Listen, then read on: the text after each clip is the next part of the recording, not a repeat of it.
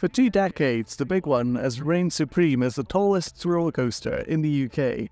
But this year, that all comes to an end and changes, with the opening of Hyperia at Thorpe Park.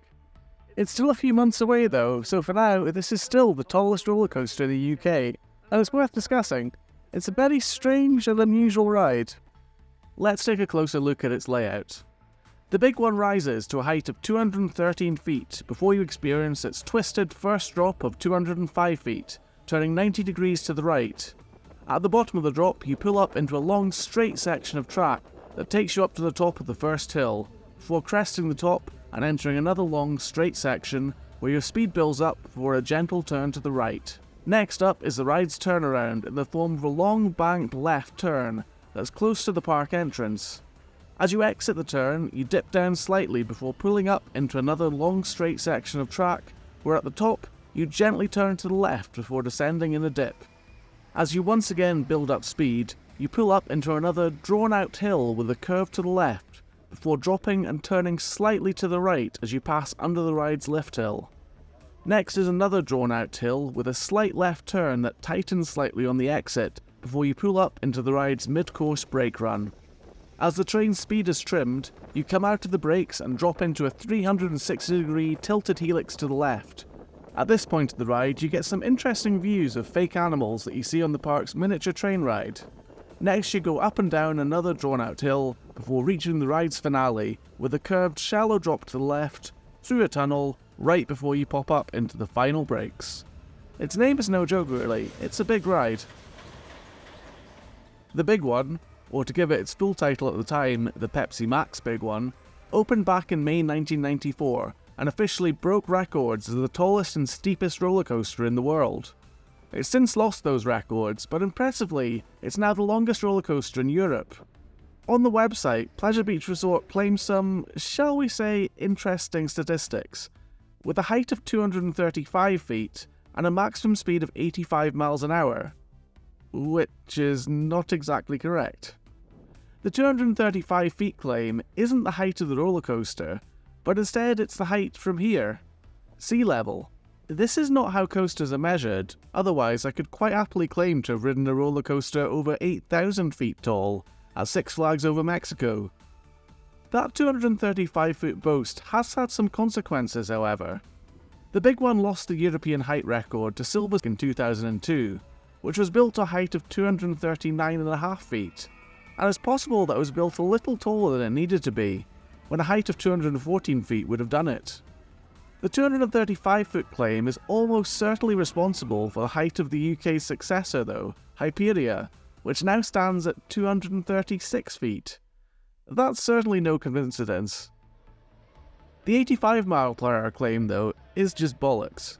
Supposedly, the park claims that the ride can hit that speed with a heavy train on a wet track and a strong tailwind, but I'm pretty sure that's impossible, and it could never run in those conditions. If you consider a ride such as Shambhala, which is a drop 50 feet taller than the big one, doesn't even reach 85 miles an hour, and Magnum XL-200 by the same designer has a drop height the same, and reaches only 74 miles an hour, there's no way the big one has ever gotten close to 85. Let's leave those silly claims behind and focus on what the ride actually is.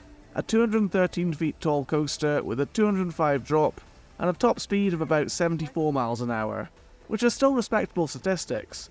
So how does it ride? Well, the answer is not good. The first drop is bad, really bad. For a start, even in the front row you don't even get a good view of it, as you're sat quite far back from the front of the train, and the windshield sticks up and obstructs your view. The drop itself, though, is really rough, and you don't really get any airtime on it, more that you're just shaken and rattled around as you fall. To be fair to its manufacturer Arrow Dynamics, no one had ever made a curved drop like this on a steel coaster before, and advanced computer-aided heart lining and force analysis wasn't an option.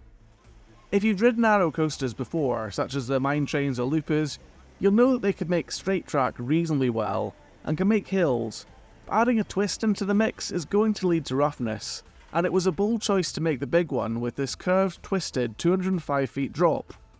They actually modified the drop after only a year, as the original design created too much stress in the trains, so the current drop twists much earlier, but it still feels uncomfortable and rattly.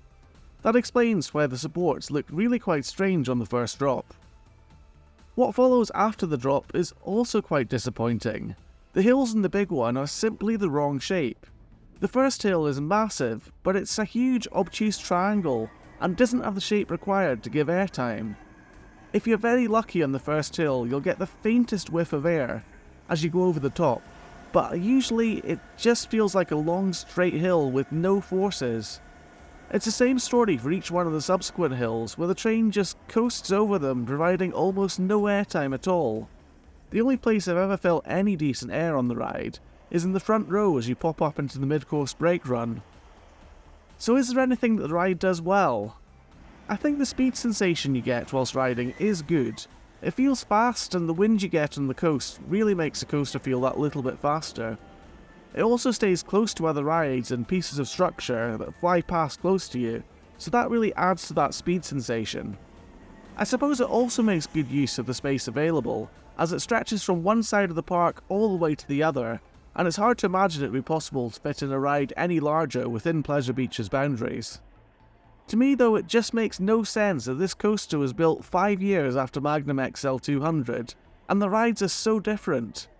Magnum has insane airtime and is just a ludicrous ride, and the big one is just kinda bland and has virtually no airtime at all. I know the big one has its fans, but I don't really count myself as one of them.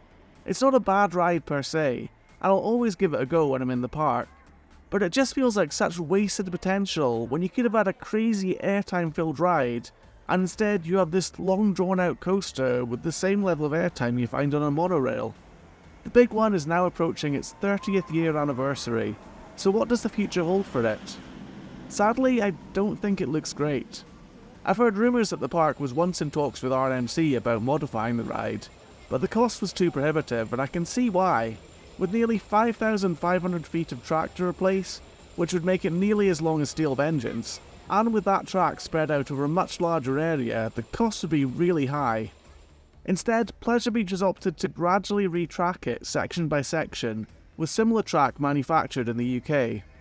If you look closely, you can actually identify these new sections as the paint is much shinier, and there is a higher density of support spines when compared to the original track. So far, these sections replaced have not changed the ride's profiling significantly, but maybe there's a chance some of the hills could be modified a little in the future, although I'm not that optimistic that would ever happen. The new sections are at least a little smoother for the most part though, so overall I'm not a big fan of the big one, though I appreciate it is iconic and a landmark of the town it sits in. Could Blackpool Pleasure Beach ever regain the UK's tallest coaster title though? Well, it's possible that the park could get another good-sized coaster in the near future, as their Grand Prix ride has recently closed, which leaves the perfect footprint for a 237-foot tall polar coaster. Either that or another expensive fountain, or a billboard advertising the hot ice show. Maybe I'm being overly cynical, but that's my take. I've been Rollercoaster David, thanks so much for watching, and I'll see you again in another video very soon.